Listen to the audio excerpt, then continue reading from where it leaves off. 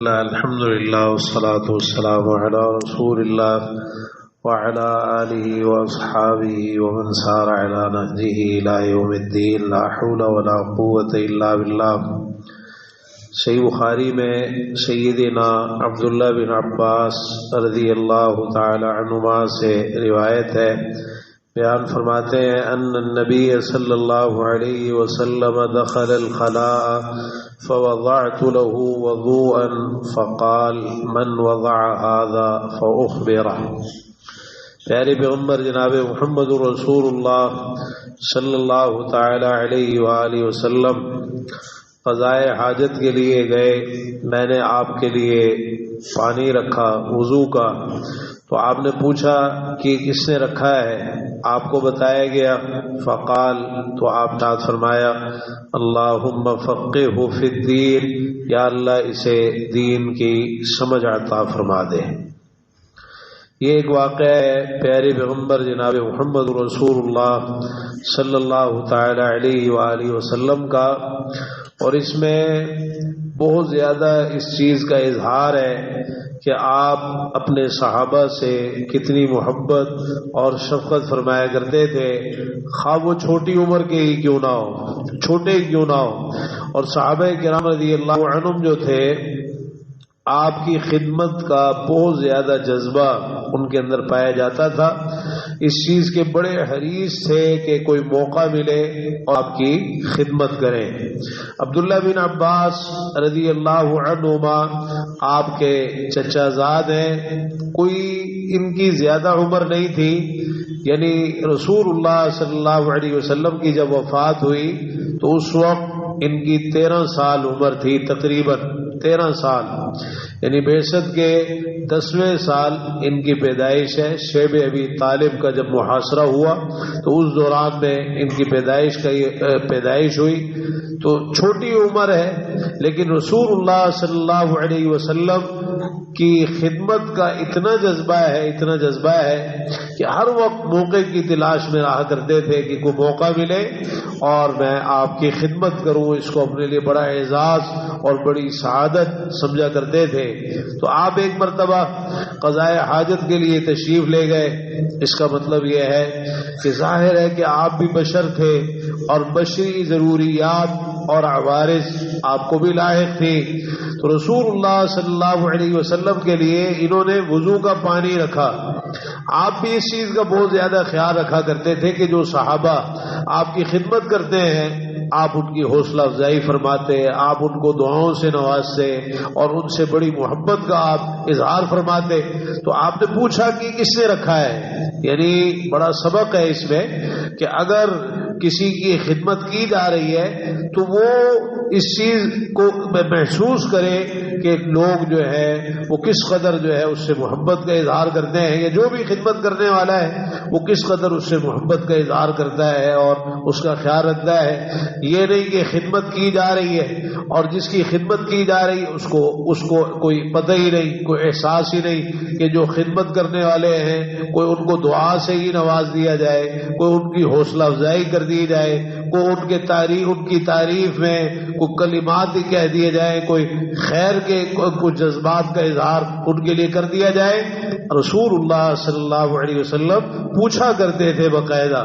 اتنا خیال رکھا کرتے تھے آپ۔ تو آپ نے پوچھا کہ یہ پانی کس نے رکھا ہے، ظاہر ہے کہ کوئی بہت زیادہ آپ کی خدمت کا حریص ہوگا، جو بڑا جذبہ رکھتا ہے اپنے اندر کہ آپ کی خدمت کرے، تو یہ اسی نے رکھا ہوگا۔ تو آپ نے پوچھا یہ کون ہے۔ اچھا، اس سوال میں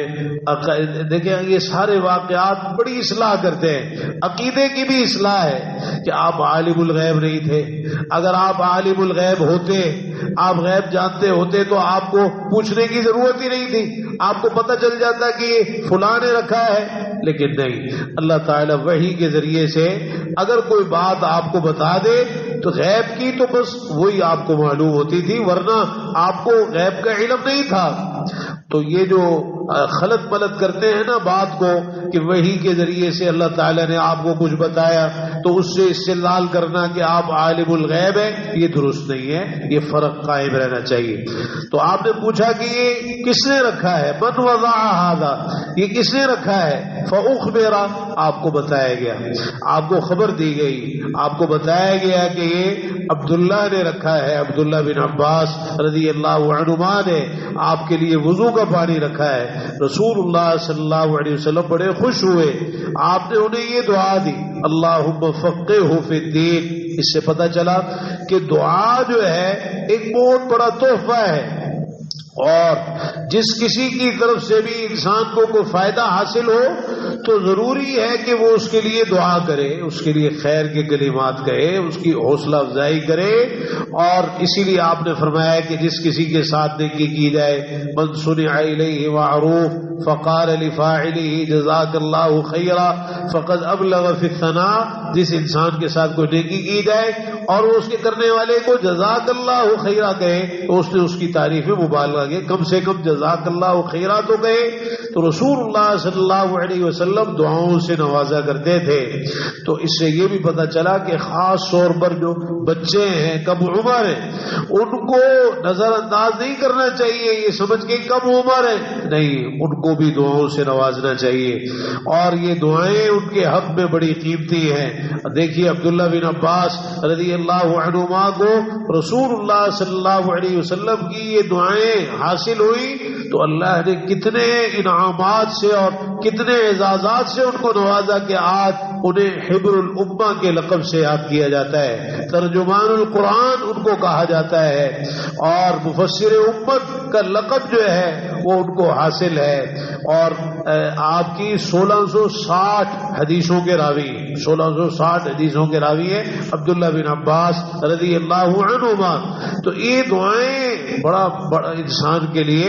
بڑے مقام اور مرتبے کا باعث بنتی ہیں۔ تو وہ تو الگ بات ہے کہ وہ دعا تو پیارے پیغمبر جناب محمد رسول اللہ صلی اللہ علیہ وسلم کی تھی، اور آپ جیسی دعا تو کسی کی نہیں ہو سکتی ہے۔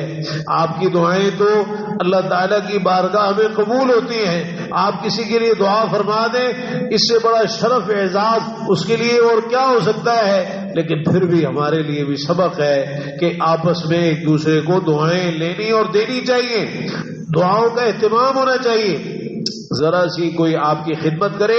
آپ اس کو دعاؤں سے نوازیں، خاص طور پہ وہ چھوٹی عمر کا ہی کیوں نہ ہو، کم عمر ہی کیوں نہ ہو، اس کو بھی دعاؤں سے نوازیں۔ آپ کے گھر میں آپ کے بچے ہیں، آپ کی خدمت کرتے ہیں، ان کو دعاؤں سے نوازیں۔ آپ کو معلوم نہیں ہے یہ دعائیں جو ہیں ان کو کہاں سے کہاں تک پہنچا دیں گی۔ ذرا ذرا سی بات پر خوب دعائیں دینی چاہیے اور ان دعاؤں کا اہتمام کرنا چاہیے۔ تو آپ نے عبداللہ بن عباس رضی اللہ عنہما کو یہ دعا دی، اللہم فقہہ فی الدین، یا اللہ اس کو دین میں سمجھ بوجھ عطا فرما دے، دین کی فقاہت عطا فرما دے۔ بڑی عظیم یہ دعا ہے جو آپ نے ان کو دی ہے۔ یعنی دیکھیے کہ یہ بھی دعا ہو سکتی تھی، یا اللہ اس کو جنت الفردوس میں داخل فرما دے، یا اور کوئی آپ دعا دیتے۔ یہاں آپ نے فقہہ فی الدین، دین کی فقاہت کی دعا ان کے لیے مانگی ہے۔ اس سے ایک تو علم کی فضیلت اور اہمیت واضح ہو رہی ہے، اور علم کے اندر بھی خاص طور پر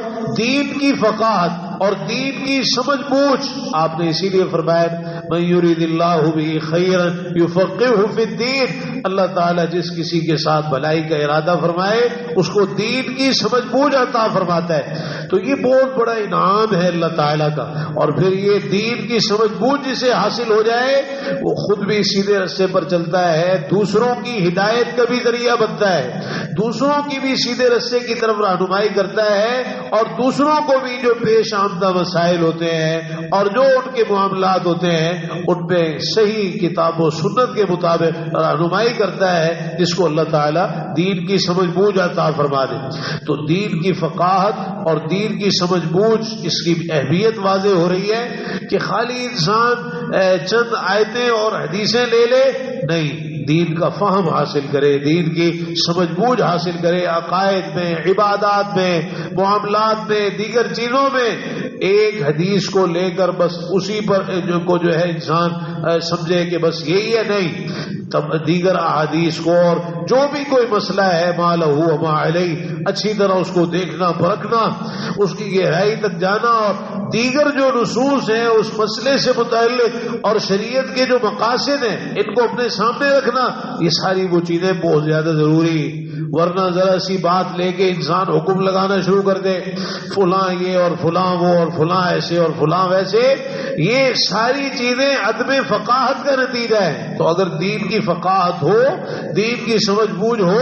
تو انسان بہت سوچ سمجھ کے بات کرتا ہے۔ خاص طور پر اگر کسی پر حکم لگائے تو یہ تو ایک بڑا خطرناک معاملہ ہے۔ صحابہ کرام رضی اللہ عنہم سے اگر کوئی سوال بھی کرتا تھا نا تو وہ دوسرے صحابی کے پاس بھیجتے تھے کہ وہ جواب دے، میری جان چھوٹ جائے مجھے جواب نہ دینا پڑے، یہ ذمہ داری میرے کندھوں میں نہ آئے۔ تو جواب دینا تو ایک طرف ہے، حکم لگانا اور پھر